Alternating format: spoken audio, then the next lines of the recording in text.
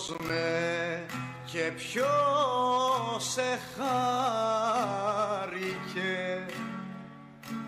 και ποιος θα σε κερδίσει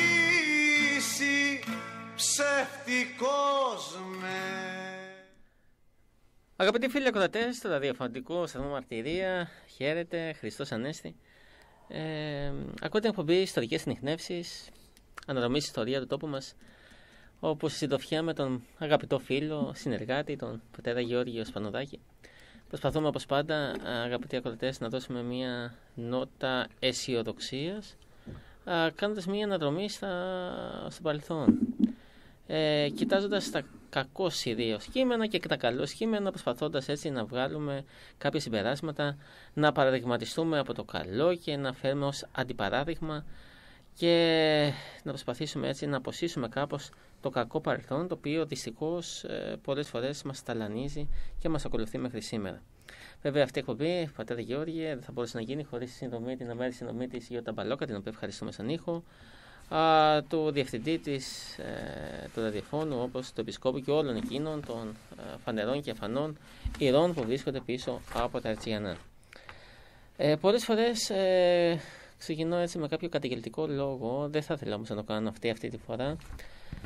Θα ήθελα να πω ότι πριν από λίγες μέρες την Κυριακή βρέθηκα στο Μάλεμε, όπου πραγματικά με λίγη συγκινήσεως θα πω ότι ένιωσα υπερήφανος ως κριτικός, υπερήφανος ως Έλληνας, υπερήφανος που πατούσα αυτά τα άγια τίμια χώματα, όταν έβλεπα τους νέους φαντάρους να στέκονται προσοχή και να αποτείουν φόρο τιμής σε όλους εκείνους που έδωσαν το αίμα τους, που πότισαν με την πρώτη αλλά και τελευταία δανείδα του αίματος τους σε αυτά τα τιμημένα χώματα, όταν έβλεπα τον πιλότο του F-16 να κάνει τα υπέροχα ακροβατικά, καθώς και απογόνους εκείνων των στρατιωτών, των συμμάχων Νεοζηλανδών, Αυστραλών, Βρετανών, αλλά και πολλών Ελλήνων που ήρθαν για να πούν ότι να δώσουν το παρόν στη θέση εκείνων των προγόνων των πατεράδων τους, που σήμερα ως επιτοπλίστων οι περισσότεροι εξ αυτών δεν βρίσκονται στη ζωή. Σαν εκπαιδευτικός, πιστεύω ότι το ελληνικό κράτος θα έπρεπε αυτή τη μέρα να την εορτάζει και να καλεί πολλά σχολεία να δίνουν το παρόν, καθώς ήταν και πολλοί μαθητές μου, και μάλιστα όταν εγώ συνομίλησα μαζί τους αργότερα, ένιωσαν και τα ίδια περήφανα, τα ίδια αυτά τα παιδιά. Μια εικόνα ισοδυναμεί με 1000 λέξεις, πόσο περισσότερο όταν βρίσκεσαι ο ίδιος στο μέρος εκείνο που έλαβαν τόπο μεγάλα ανδραγαθήματα. Και ένα μεγάλο ανδραγάθημα έγινε στις 20 του μήνα, 20 Μαΐου, και όλο εκείνο το δεκαήμερο μέχρι που έπεσε η νήσος Κρήτη. Βέβαια, πατέρα Γεώργια, πριν ξεκινήσουμε την εκπομπή, μιλούσαμε για το διπλό ύπουλο ρόλο των συμμάχων της Βρετανικής πολιτικής. Το έχουμε ξαναπεί.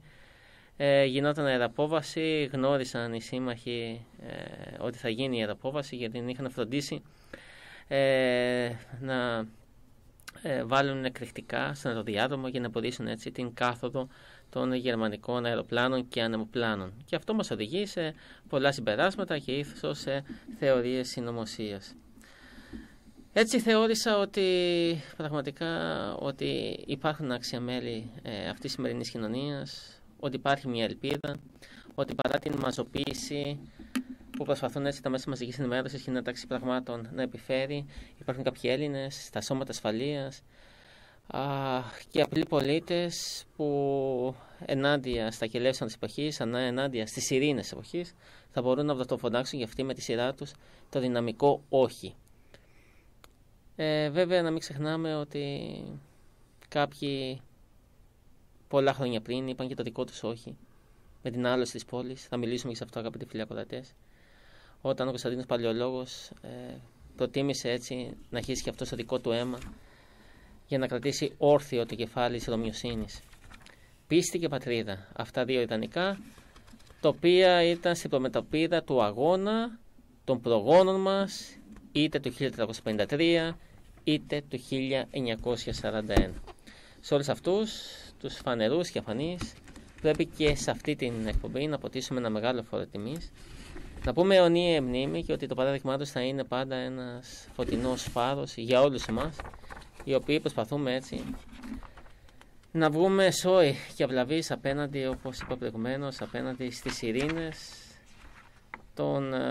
της νέας τάξης πραγμάτων που δυστυχώς έχει σχωρήσει και στα ανώτατα κλιμάκια αυτού του κράτους δυστυχώς. Πατέρα Γεώργιε, ο λόγος δικός σας. Αληθώς Ανέστη, αγαπητέ Νεκτάριε, πράγματι υπάρχει, όπως έχουμε πει και άλλη φορά στην εκπομπή μας μαγιά, υπάρχουν άνθρωποι οι οποίοι έχουν την καλή ανησυχία, η οποία καλή ανησυχία υπάρχει σε όλες τις ηλικίες, όπως το είπες και εσύ στους μαθητές που σου μίλησαν. Ένιωσα κι εγώ προχθές πολύ συγκίνηση στο σχολείο, όταν πριν λίγες μέρες ήρθε στο σχολείο μας ένας συνταξιούχος εκπαιδευτικός ονόματι Δημήτριος Σπυρόπουλος, ο οποίος έχει αφιπηρετήσει από την εκπαίδευση και ο πατέρας του ήταν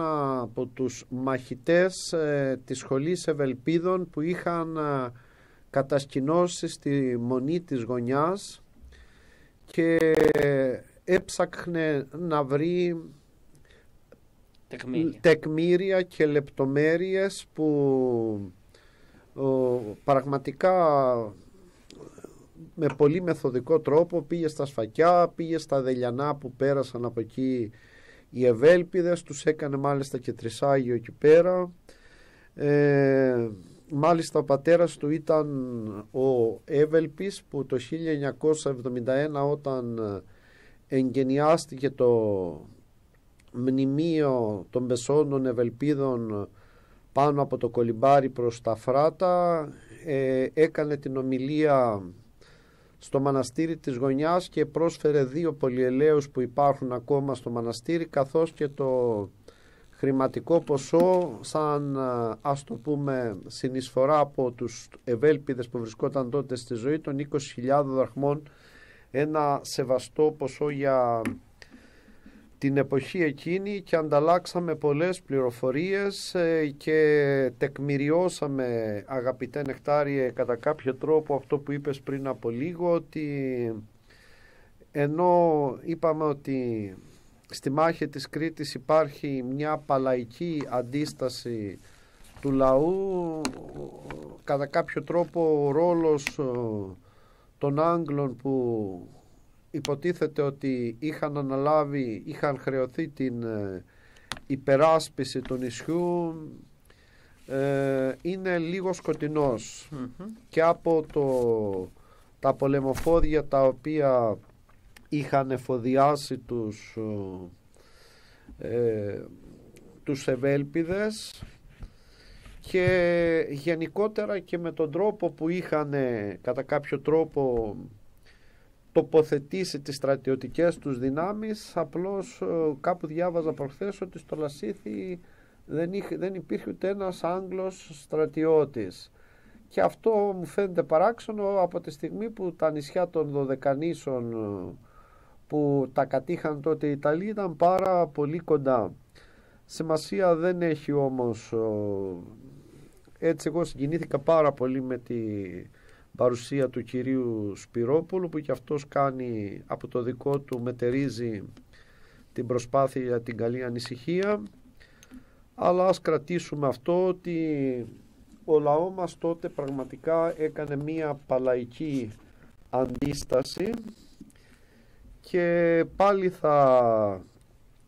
Και αυτή η αντίσταση διαφαίνεται στο ότι η πόλη των Χανίων καταλήφθηκε ακριβώς στις 27 του μηνός Μαΐου, ενώ οι πρώτοι αλεξιπτωτιστές στην περιοχή του Γαλατά πέφτουν στις 20 του Μαΐου και στην περιοχή της Αγιάς. Όπως είπες επίσης, Νεκτάριε, υπάρχει και το όχι που δίνουν οι τελευταίοι υπερασπιστές της πόλεως, και μάλιστα 6 μέρες πριν την άλωση, ότι στο τελεσίγραφο εντός εισαγωγικών που στέλνει ο Μωάμεθ ο Πορθητής, προτείνοντας τον αυτοκράτορα Κωνσταντίνο τον 11ο να εγκαταλείψει την πόλη παίρνοντας και τους στρατιώτες που είχε και τους θησαυρούς και δίνοντάς του κατά κάποιο τόπο την ηγεμονία ενός από τα λίγα νησιά που παρέμεναν ακόμα στη Βυζαντινή Αυτοκρατορία, που ήταν η Λίμνος, η Μυτιλήνη, η Χίος, νομίζω και η Σάμος.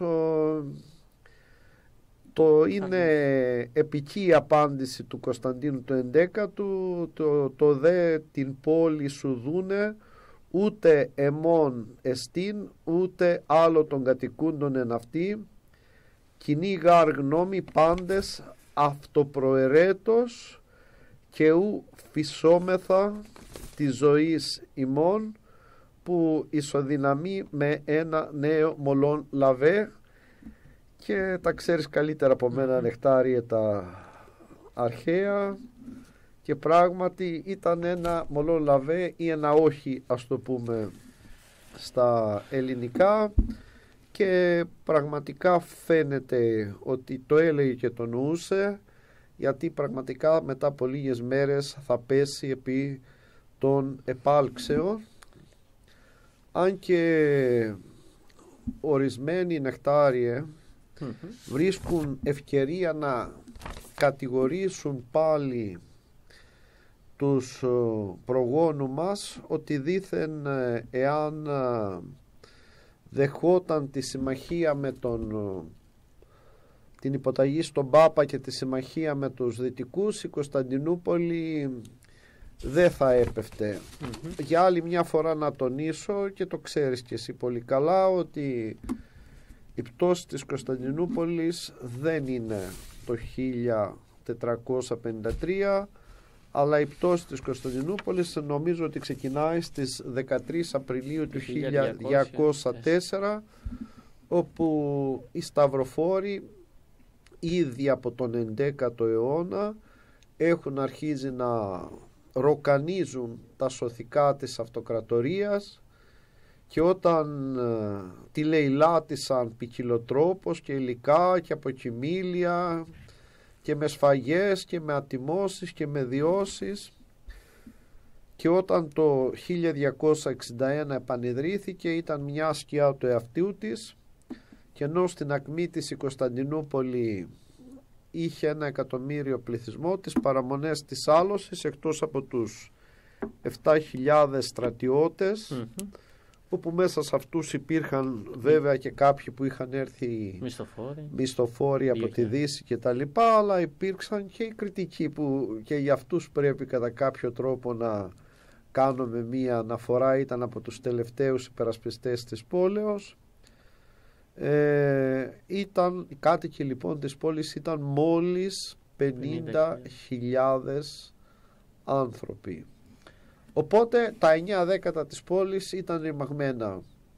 Ήταν μια πόλη ετοιμοθάνατη αιώνες πριν. Πολύ ωραίες οι απόψεις, οι διαπιστώσεις, πατέρα Γεώργη. Βέβαια θα μου επιτρέψετε να κάνω και εγώ μια παρατήρηση. Στο μυαλό μου η εικόνα του παλαιολόγου μοιάζει λίγο με του Παπαφλέσσα, όπου και δύο πήραν μια απόφαση για τη ζωή τους, και ο Μένου Παπαφλέσσα στο Μανιάκι, που νομίζω είχαμε μιλήσει βέβαια και στην προηγούμενη εκπομπή, θεώρησε ότι η θυσία του αυτή πραγματικά θα ήταν ένα είδος μετάνοιας για τη συνολική στάση απέναντι στη δικιά του πολιτική των προηγούμενων ετών. Μια πολιτική η οποία είχε οδηγήσει και σε μια παρακμή του αγώνα.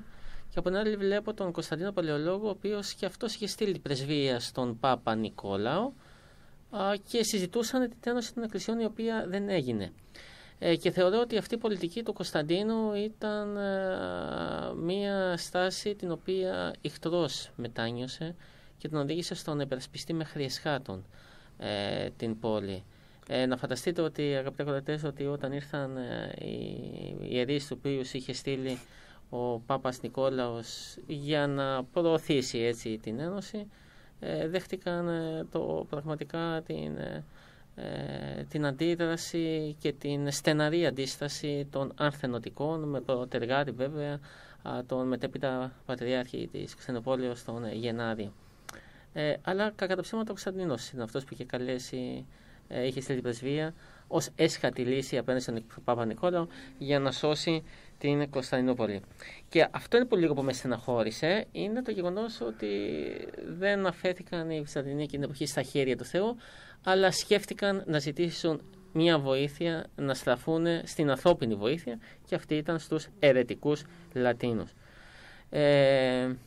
Βέβαια και η ιστορία αναφέρει και την υπόθεση με τον Ουρβανό, τον κατασκευαστή των κανονιών, τον Ούγγρο κατασκευαστή, για τον διτό και αυτό διπλό ρόλο που έπαιξε. Ότι αυτός, λένε, βέβαια εντάξει, οι ιστορικές πηγές δεν μπορούμε να τις διασταυρώσουμε, ότι παρουσιάστηκε πρώτα στον τελευταίο αυτοκράτορα του Βυζαντίου και θέλησε να μπει στη δούλεψή του, έκατσε περίπου 1,5 χρόνο.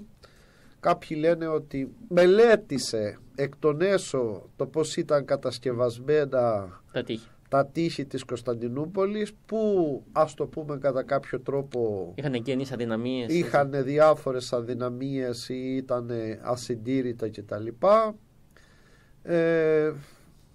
Και όταν παρουσιάστηκε στο Μωάμεθ που του είχε τάξει περισσότερα χρήματα, τα κανόνια που σχεδίασε για την εποχή εκείνη, μάλιστα το ένα το λέγανε βασιλική, δεν ξέρω για ποιο λόγο, θεωρούταν, ας το πούμε, τα υπερόπλα της εποχής εκείνης, γιατί μπορούσαν να εξεσφεδονίζουν βλήματα που έπιαν τα 300 κιλά πέτρινα βλήματα, τα οποία, όπως καταλαβαίνεις Νεκτάρη, για τα δεδομένα της εποχής εκείνης ή για τα εντός εισαγωγικών στραπατσαρισμένα τείχη της πόλης, ήταν ένα υπερόπλο της εποχής.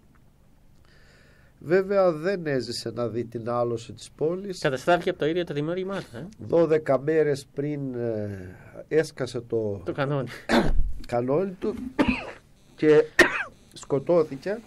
Νομίζω όμως, δεν ξέρω εσύ που έχεις ζήσει και στη Κωνσταντινούπολη, ότι υπάρχει στα μουσεία της Κωνσταντινούπολης αντίγραφο αυτού του κανονιού. Με βάση, υπάρχει, σίγουρα υπάρχει. Κοιτάξτε να δείτε, η αλήθεια είναι ότι, και χαίρομαι που μου δίνετε πάσα, ότι το τρίτο, αν δεν κάνω λάθος, η δεύτερη τρίτο, πιθανόν τρίτο μεγαλύτερο πολεμικό μουσείο στον κόσμο βρίσκεται στη Κωνσταντινούπολη. Και στο μέρος αυτό σώζεται και η αλυσίδα που ένωνε τις δύο πλευρές του κεράτιου κόλπου. Σώζεται αυτή η αλυσίδα, την οποία πριν μερικά χρόνια την είχαν ανασύρει οι Τούρκοι από το βυθό. Σώζεται ακέραιη ή σε μεγάλο βαθμό? Σώζεται σε μεγάλο βαθμό. Ακριβώς σε μεγάλο βαθμό. Παρόλο που θεωρούσα ότι θα έχει οξυδωθεί όλα αυτά τα χρόνια, πάντως σώζεται. Σώζεται. Και είναι βέβαια πολύ σημαντικό αυτό, Νεκτάρη. Εγώ δεν το ήξερα τώρα. Πώς πραγματικά αυτά που λένε οι γραπτές πηγές μετά έρχονται τα αρχαιολογικά ευρήματα και τεκμηριώνουν. Τα τεκμηριώνουν. Και από ό,τι έχω ακούσει και τα τείχη της Κωνσταντινούπολης, παρόλο που σώζονται σε αρκετά σημεία και... όχι, σε ένα πολύ μεγάλο βαθμό. Ναι. Βέβαια έχουν γίνει και κάποιες αναστηλώσεις, αλλά σε ένα μεγάλο βαθμό, γιατί ήταν και το διαμάντι και ένας τουριστικός πόλος έλξης μέχρι και σήμερα. Υπήρχε τάφρος, όπως και στην περίπτωση των Χανίων, δηλαδή γινόταν ένα νησί. Βέβαια η μεγάλη αδυναμία της Κωνσταντινούπολης ήταν τα τείχη στον κεράτιο κόλπο, γι' αυτό υπήρχε και η αλυσίδα. Και την οποία δεν μπορούσαν να περάσουν με τίποτα το Οθωμανικό ναυτικό. Και τότε το 21 με 22 Απριλίου κατασκεύασε ο Σουλτάνος μία διόλκο, δηλαδή έκοψε όλο το δάσος που υπήρχε πίσω από το πύργο του Γαλατά, προς τη μεριά του Γαλατά, από τη μεριά του Γαλατά, και δημιούργησε ένα είδος ράμπας και έσυρε καράβια πραγματικά από τον Βόσπορο προς τον κεράτιο κόλπο, και αυτό ήταν ένα μεγάλο πρόβλημα για τους Βυζαντίνους, γιατί έπρεπε να πάρουν δυνάμεις από την κεντρική πλευρά των τυχών να τα μεταφέρουν προς τη μεριά του κερατίου κόλπου, που και τα τείχη εκεί, όποιος εκεί πάει θα δει ότι είναι πολύ πιο ανίσχυρα. Όμως, Νεκτάριε, να σου πω κάτι, πες ότι στέλνανε και βοήθεια από τη Δύση, πες ότι αυτό... Πόσο να στέλνανε, 10, 20, 30 χιλιάδες, για πόσο καιρό θα μπορούσαν να αντέξουν, και πόσο από τη στιγμή που είπαμε δεν υπήρχε πλέον αυτοκρατορία, ήταν μόνο η Κωνσταντινούπολη, ένα μέρος στην Πελοπόννησο γύρω από το Μιστράκι 3-4 νησιά, Χίο, Σάμπος, Μυτιλίνη. Οι Τούρκοι είχαν βάσεις, το περίφημο φρούριο Ρούμπελι Χισάρ, που είναι και ακόμα και σήμερα είναι πολύ εντυπωσιακό. Εγώ δεν έχω πάει, εσύ σίγουρα θα το έχεις δει. Έτσι ήταν προδιαγεγραμμένα τα πράγματα. Ήταν προδιαγεγραμμένα και μόνο. Και εκεί πραγματικά έχει αξία και θυσία των υπερασπιστών. Αν τυχόν αναλογιστούμε τα αριθμητικά δεδομένα, τα οποία πολύ σωστά αναφέρατε, 7.000 ήταν υπερασπιστές της Ξενινούπολης, εκ των οποίων 2.000 μισθοφόροι. Και αυτοί οι 2.000 φυσικά δεν θα έπαιξαν σημαντικό ρόλο όταν αγωνίζονται για τη τσέπη τους και όχι για τη ζωή τους. Άρα 5.000 ουσιαστικά ενάντια σε 150.000 στρατό του Σουλτάνου.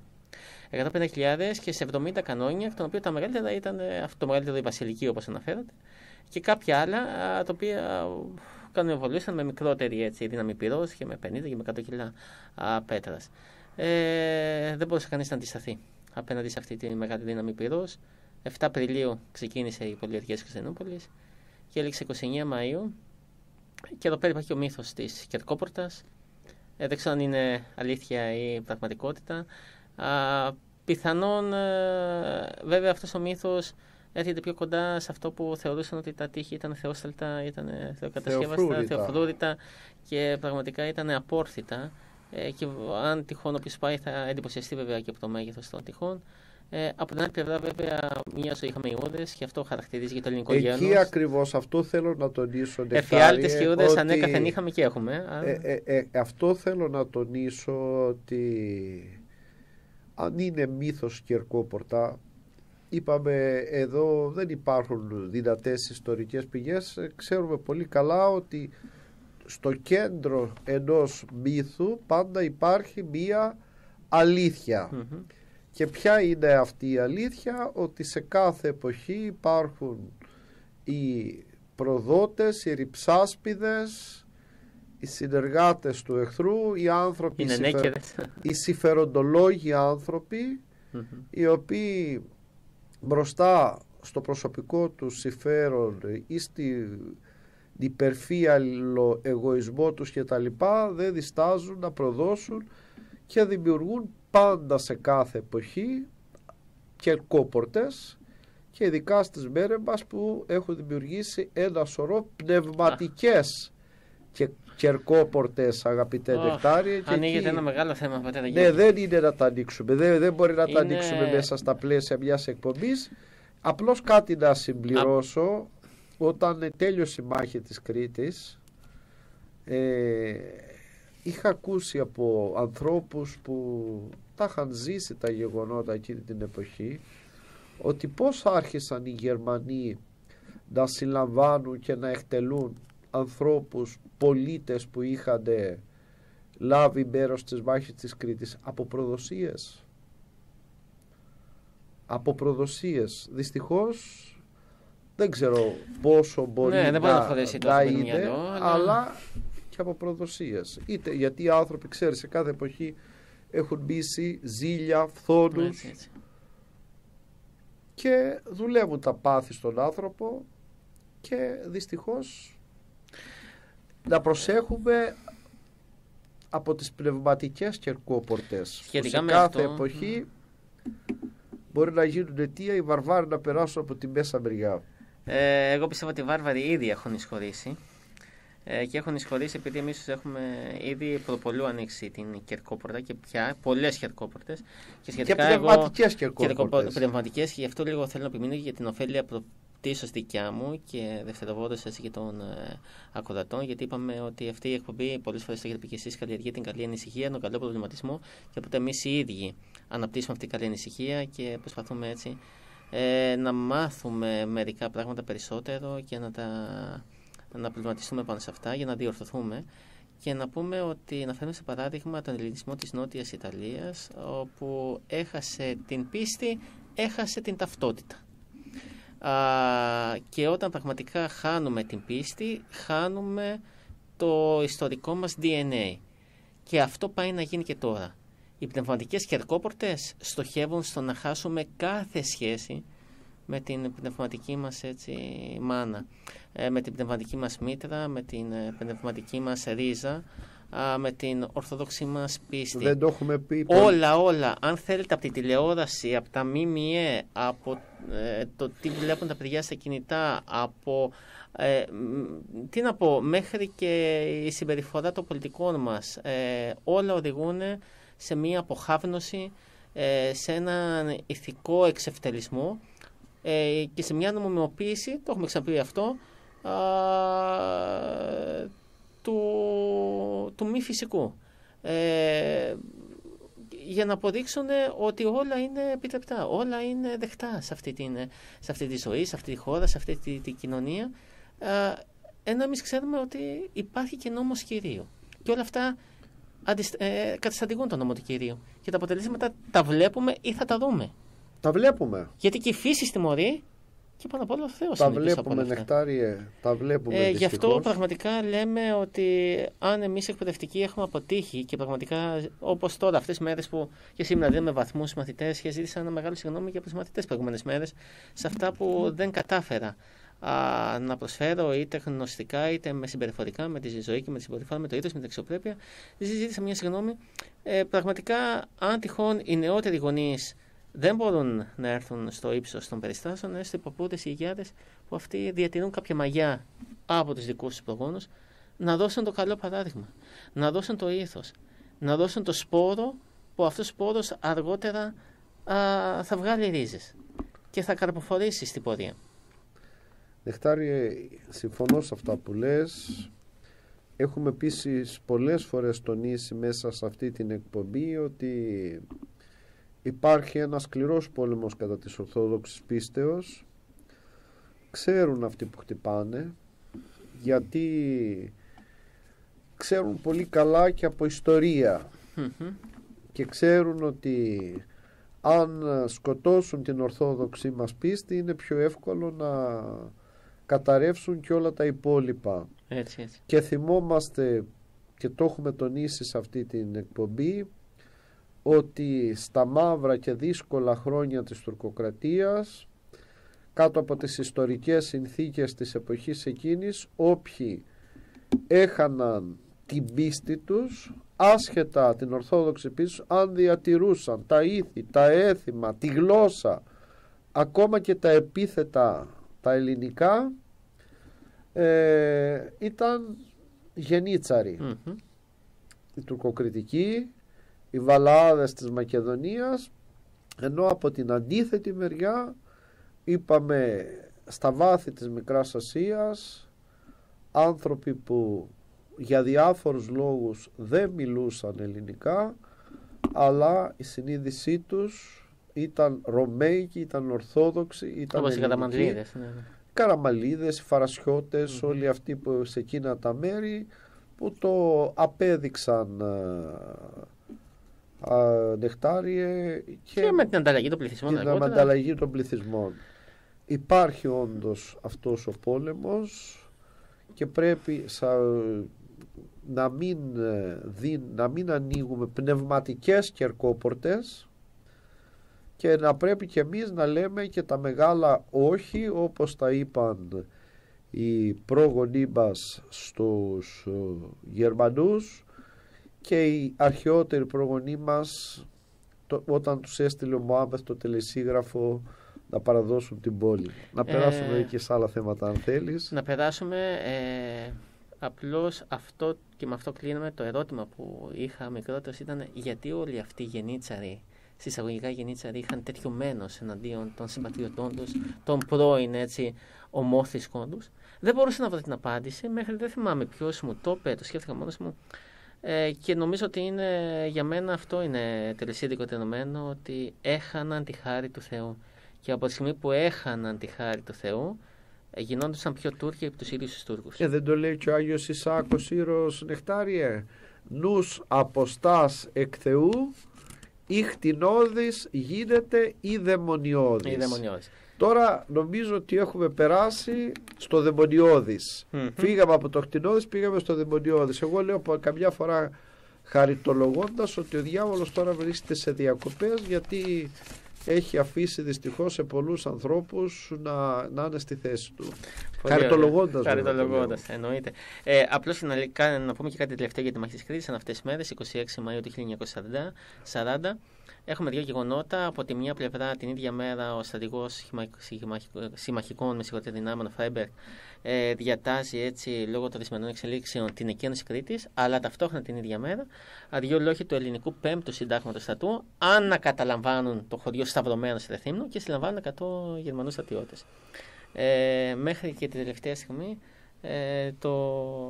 ο ελληνικός στρατός, οι Έλληνες, ανεξάρτητα αν φορούσαν χακί ρούχα ή όχι, ήταν στις επάρξεις του αγώνα. Μεγάλες απώλειες, αλλά κρατήσαμε το ανάστημά μας ψηλά και το μέτωπό μας καθαρά. Και το πληρώσαμε με πολύ αίμα αυτή την παλαϊκή αντίσταση. Κοντομαρί, Κάντανος, Αλικιανός, Κερίτης, αργότερα βέβαια και άλλα χωριά, Μαλάθυρος, Κακόπετρος, Κουστογέρακο, Μονή, Κουστογέρακο, ακριβώς, αλλά το πληρώσαμε με πάρα πολύ αίμα.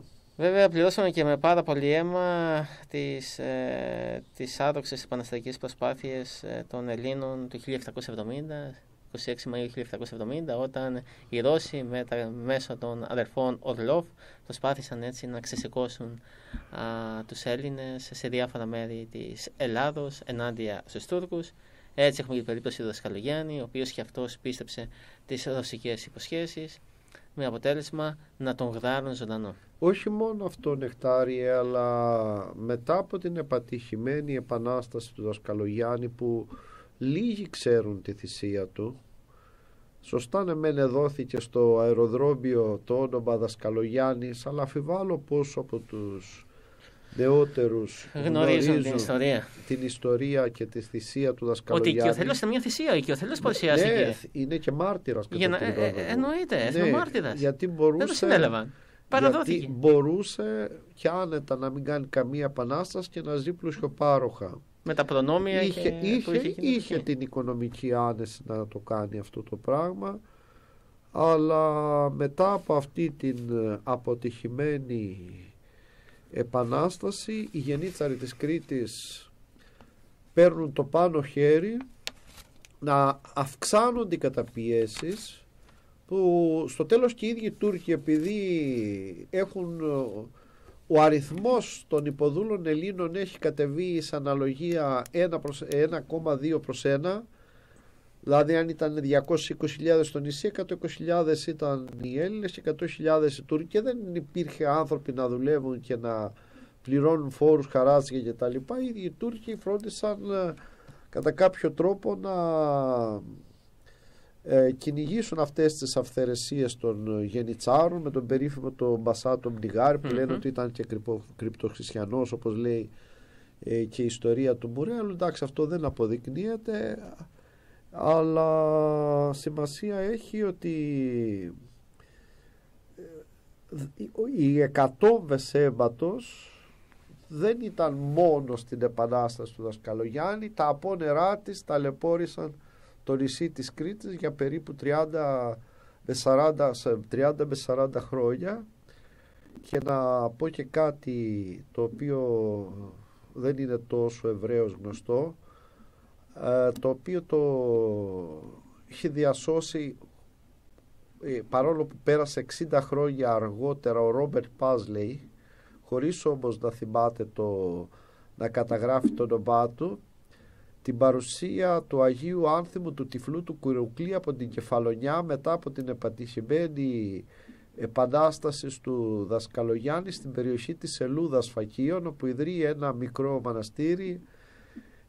Έχει γράψει ο Αντώνης ο Πλημάκης αρκετά πράγματα για το πέρασμά του, όπου πραγματικά ενισχύει, παρηγορεί, στηρίζει τους ταλαιπωρημένους Φακιανούς. 2 χρόνια περίπου κράτησε το πέρασμά του. Ακόμα σώζονται εκεί πέρα κελάκια και από το πέρασμα του Αγίου Άνθιμου του τυφλού του Κουρουκλή, του Κεφαλονίτη, και πραγματικά ήταν και αυτός ένας δώρο Θεού που στήριξε τους ανθρώπους που περνούσαν πάρα πολύ δύσκολα.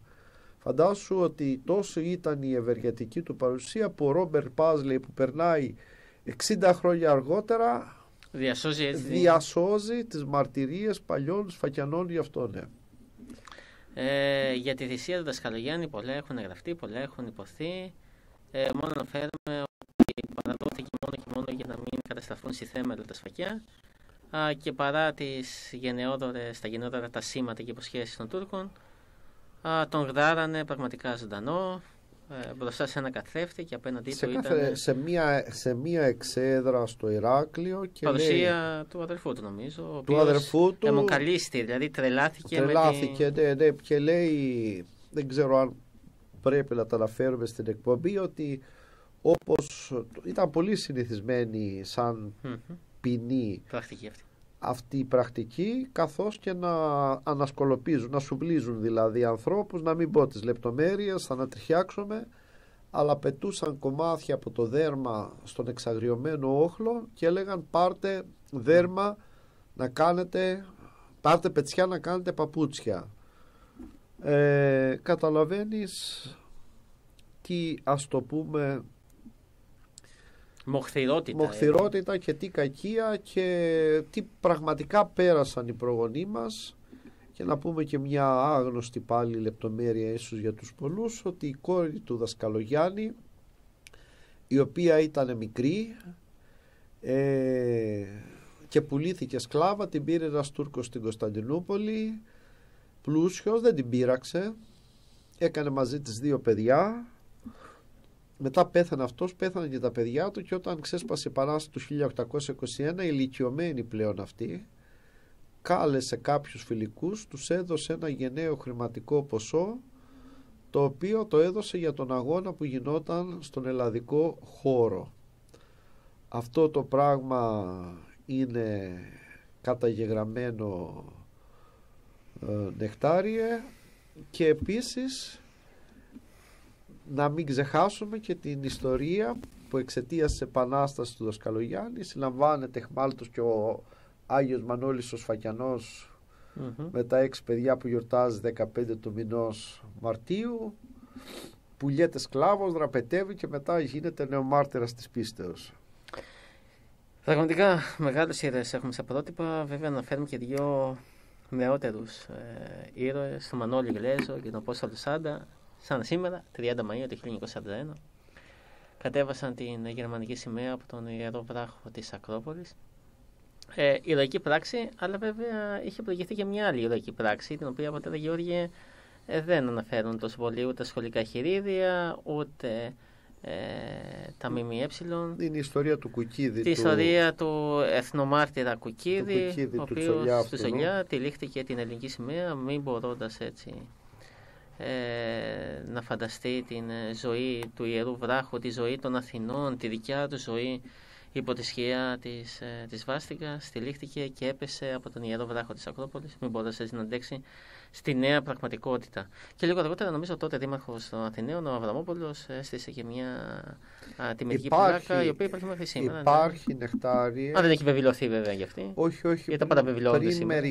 Μεταφορικός και κυριολεκτικός. Πριν μερικά χρόνια, δεν είναι πολλά, 3-4, κατόρθωσα λίγο πιο μακριά από το μνημείο του Λυσικράτη.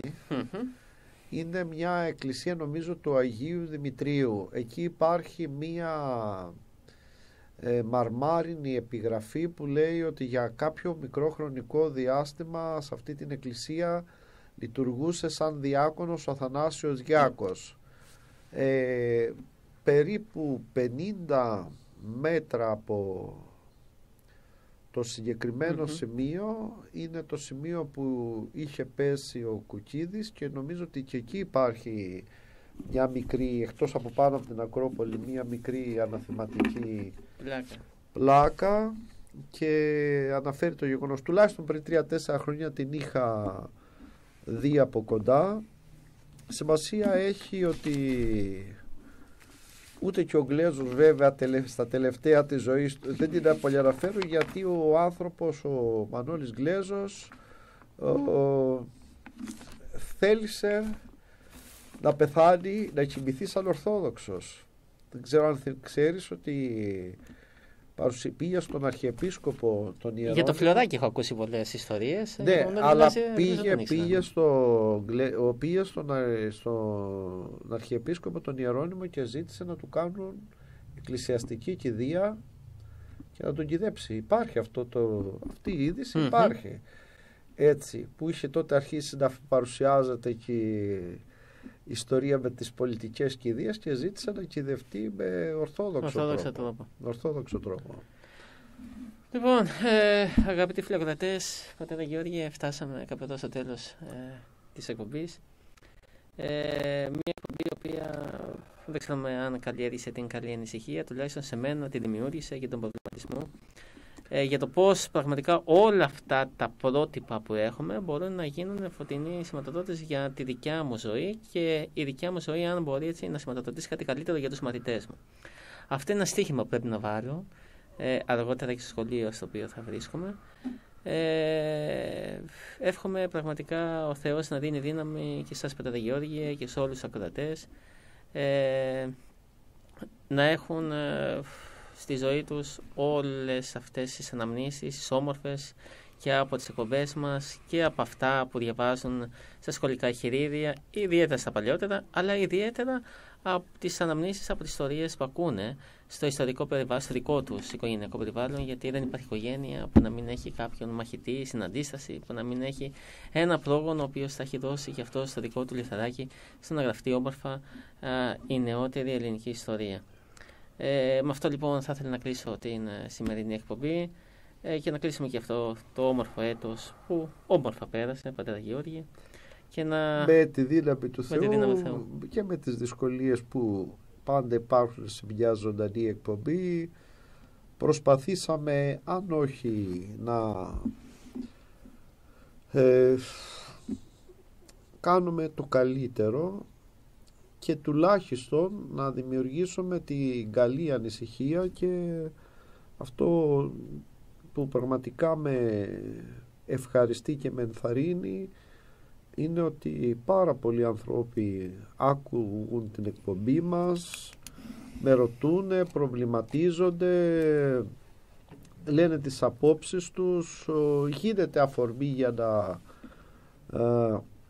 γίνει ένας γόνιμος διάλογος.